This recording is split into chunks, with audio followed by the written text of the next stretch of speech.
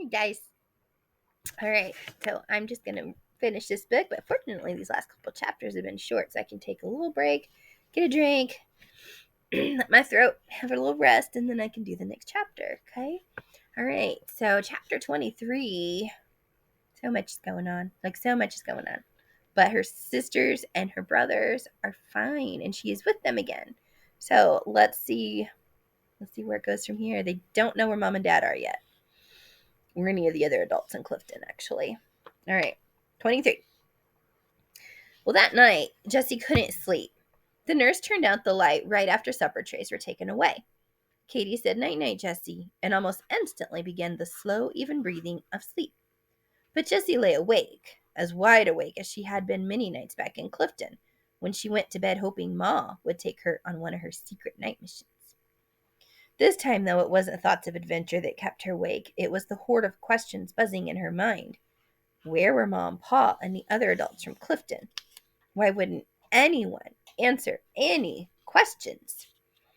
And why had Abby and Jefferson had to die? Why had Abby and Jefferson had to die? Jessie tried to distract herself by listening to the sounds of the hospital. Nurses conferring in the halls, carts with squeaky wheels rolling down the corridor, and occasional buzzing that Jessie thought might be a telephone. Jessie turned over, and she turned over again. She still couldn't sleep. Why had Clifton's men wanted the diphtheria epidemic? How could anyone be that bad? Jessie turned over a third time. She'd been in bed all day for who knew how many days, and she wasn't used to lying still so much. No wonder she couldn't stop thinking. Jessie sat up and felt a little better. Who said she had to stay in bed? Maybe if she got up and looked around the hospital, she'd feel even better. She'd be distracted anyway. So carefully, Jessie eased her legs out from under the blankets and over the side of the bed. She slipped to the floor, still holding onto the bed.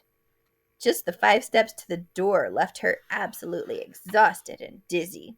She was ready to turn back, but then she saw a wheelchair sitting empty a few feet up the hall. It seemed to be waiting for her. And anyhow, she would return it when she was done. Jessie sat down with relief, her legs trembling. At first, she couldn't get the chair to go anywhere, but then she figured out it had a lock on it. Once she jerked on the right lever and pushed the wheels, the chair rolled smoothly. The hall, Jessie soon found, held little to distract her. It had a tile floor and dim lights, a lot like the ones that had amazed her back at the tourist part of Clifton.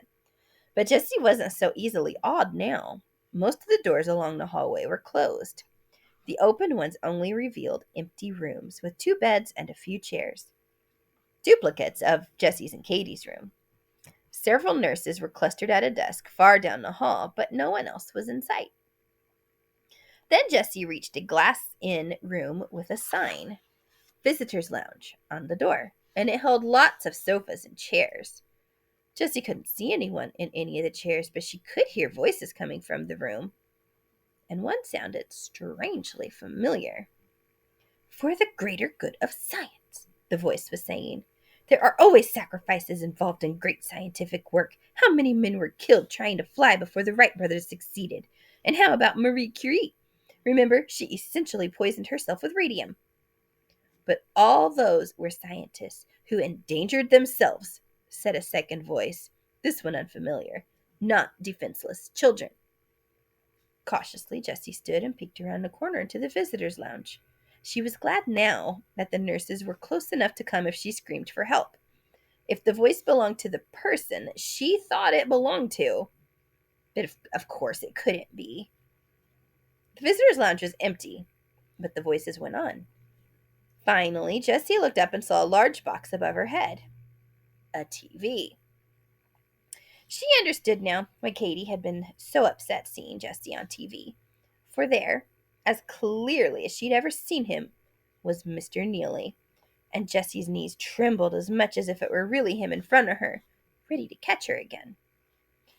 "Mr. Neely?" Jessie squeaked, convinced he could see her as well. He kept talking, oblivious, and Jessie sat down before her legs gave out, but she stayed by the door, because she couldn't believe she could be so safe, so close to Mr. Neely. Mr. Neely disappeared from the screen, and another man's face appeared. "We're talking to Miles Clifton and Frank Lyle, 2 leaders of the Indiana diphtheria experiments," the man said. "Both are out on bail in connection with the case. Mr. Clifton has apologized to all involved. He's cooperating with the criminal investigation and says he wants to make restitution to the grieving families. Mr. Lyle still claims the experiment was scientifically valid and plans to sue the state of Indiana for interfering. Let's go to the phones. Green Swamp, Alabama. Hello." Now the TV showed Mr. Neely was his real name, Frank Lyle, and a chubby, sweating man who Jessie guessed was Mr. Clifton. But the voice Jessie heard was a woman's, soft and drawling and angry. "My question's for Mr. Lyle," the woman said. "Let's say, just for the sake of argument, that your so-called greater good of science was more important than those poor kids. Just exactly what did you hope to prove?" Mr. Neely, for Jessie couldn't think of him with any other name, nodded eagerly, as if he'd been waiting for that question. "It's not what we wanted to prove," he said, leaning forward. "It's what we wanted to save. Perhaps I should have said greater good of humanity instead of science. You see, with our modern medicine, more and more people survive diseases that humans used to die from. That's good in the short term, but in the long term, the human race is weakened by all the weaker specimens surviving and passing on their weak genes. We wanted to create a strong gene pool that would endure even if the rest of humanity were wiped out." "And how likely is that?" the woman interrupted sarcastically. "Much more than most people realize. Already we have super germs developing that don't respond to our strongest antibiotics. Another generation or so, and we could be back to relying on our own immune systems. Can't you see I wanted to save people, not kill them?" Mr. Neely's voice became pleading. Jessie couldn't understand much of what Mr. Neely had said. What were antibiotics? What was a gene pool? Surely he didn't mean jeans like Jessie had worn on her trip to Indianapolis. But as confused as Mr. Neely's speech made her, something about it reminded her of the fat environmentalist telling her that water was poison. Mr. Neely, like the environmentalist, was sure that he was right. Jessie's stomach turned. Mr. Neely couldn't be right, could he? Weren't Abby and Jefferson and all the other Clifton children, including Jessie herself, more important than whatever experiment he wanted to do? On the TV screen, Mr. Neely's face was replaced by Mr. Clifton's. "That's what he and the others told me," Mr. Clifton said. "Can't you see why I was convinced? I'm not a scientist. I have no scientific training. I only wanted to help humanity by funding their work. They said the human race would be eternally indebted. I'm so sorry. I never knew how they were running their experiment. I never thought about children dying." "Jessie Kaiser!" Jessie jumped so high she was surprised her body landed back on the chair. She turned around to find a nurse, the one who always woke her at night to take her temperature, glaring at her. "Young lady, you do not have permission to be out of bed," the nurse said. "We have the entire hospital on alert looking for you. Don't you know we have better things to do?" "Well, you can stop looking now," Jessie said. "I couldn't sleep, and then I found this TV."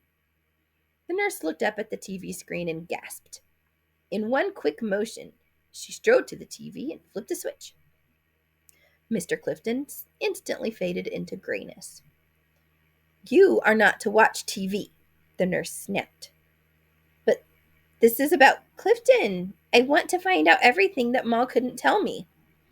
Oh no," the nurse said. "We have strict instructions. Believe me, this is for your own good. You have been very sick, and you aren't out of the woods yet. A severe shock could send you into a relapse." "Then why do you go around barking my name and scaring me half to death?" Jessie muttered. The nurse ignored her. "Back to bed, now." And the nurse made Jessie walk all the way back to her room without the chair. Jessie was so worn out when she reached her bed she couldn't even begin to puzzle out what Mr. Neely and Mr. Clifton had meant on TV. All she could do was fall asleep. Okay, guys, we're in chapter 24. See you in a little bit.